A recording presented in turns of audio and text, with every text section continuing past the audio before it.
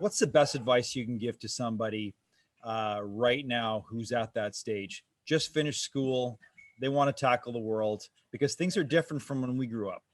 What would you recommend?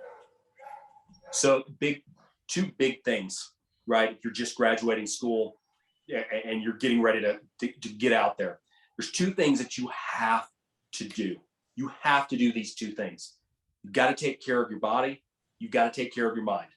If you look at the most successful people, for the most part, they take care of their mind, they take care of their body. Because if you don't have those two things, your likelihood of succeeding in the long term are not that high. One of those is going to fail you, right? Okay. So we need to challenge ourselves physically. We need to challenge ourselves mentally. There's a lot of people who get done with school. They stop reading, they stop learning, they stop challenging themselves. And then they're right back to square one, living in the same town that they grew up with with no trajectory of where they're going to go. Number three, don't be afraid to follow what you want to do. Okay. Don't get locked in to, you have to work at this corporate job forever. Sure, you may have to try that a little bit just to get your foot in the door or maybe to get some ground underneath you. But follow your passion. And I know that's cliche to say it, but follow your passion, because I'll be honest with you. I don't feel like I work ever. I get to do, and I do what I love every single day because I followed what I wanted to do rather than what everybody was telling me to do. So follow your passion, but take care of yourself. You have to take care of yourself. That's the most important thing.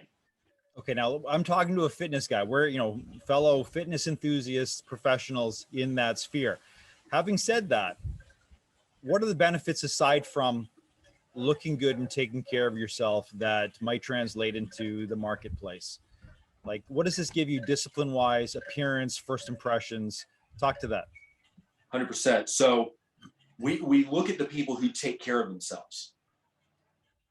What do you notice about them most of the time? They hold themselves higher. They stand up straighter. When you meet someone who is fit and healthy, they're not sitting like this. They don't usually have their heads down. They're looking at you in the eye because they're confident.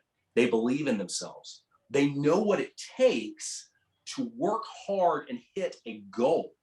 And a lot of times we don't see that in the corporate environment.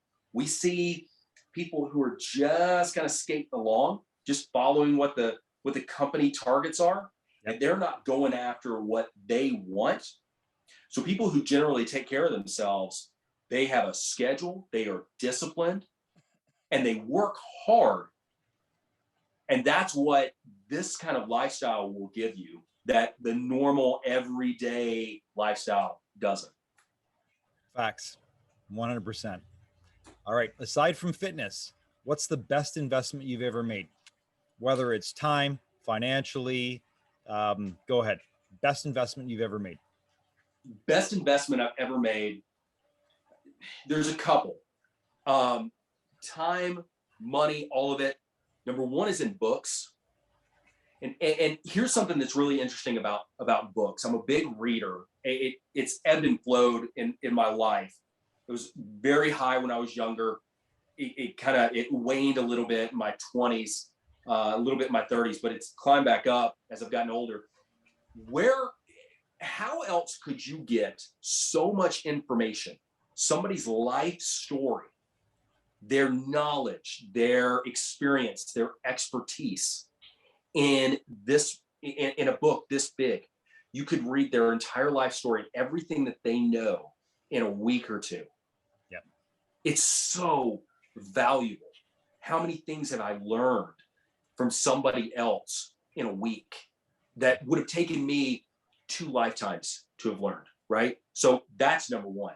Number two, and this is kind of a combination of money and time, it's getting around other people who are where I want to be, people who are extremely successful, people who are managing solid businesses, and getting in the room or in the Zoom with them. That's going to cost time. That's going to cost money. But you're going to learn from them. They're going to sharing their experiences with you, giving you nuggets that, again, would have taken you a lifetime to learn. They're willing to give it to you. So books, opportunities to learn, but getting in the room with people. And most of the time, all you have to do is ask. Yep, that's all you have to do. All you got to do is ask. And I feel like we're afraid to do that sometimes. We're afraid to ask for advice or help.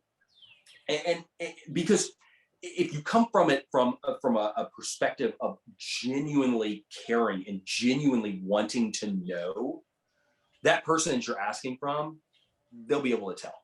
They'll know. Yeah. They'll know when you're trying to swindle them or when you're really sincere. Yeah. Just ask. 2 books you'd gift to somebody that would change their life forever. Ooh. 2 books. Oh, just 2. Just 2. No. Just 2. Okay. I'm looking at my bookshelf right now.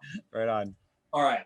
So 2 books that I really, really like. Can't Hurt Me by David Goggins. Got it. Man, that one was awesome. And I'm sure you've heard the stories.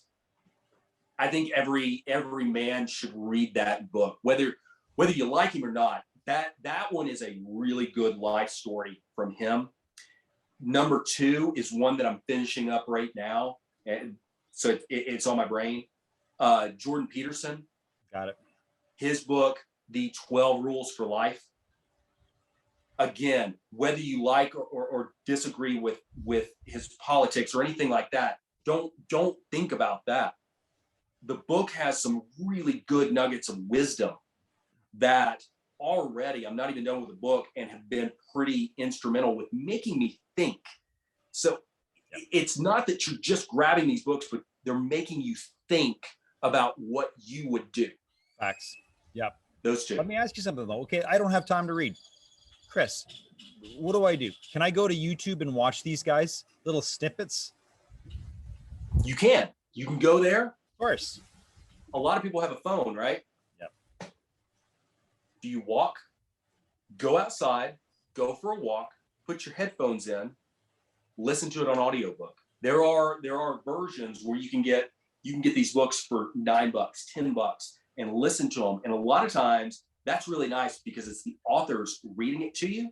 Yep. And they'll go off on little anecdotal messages throughout the book. So you get even more, but there's no excuse. If you can't read, I get it. Go for a walk because we all need to move a little bit. You're getting other things too. Right.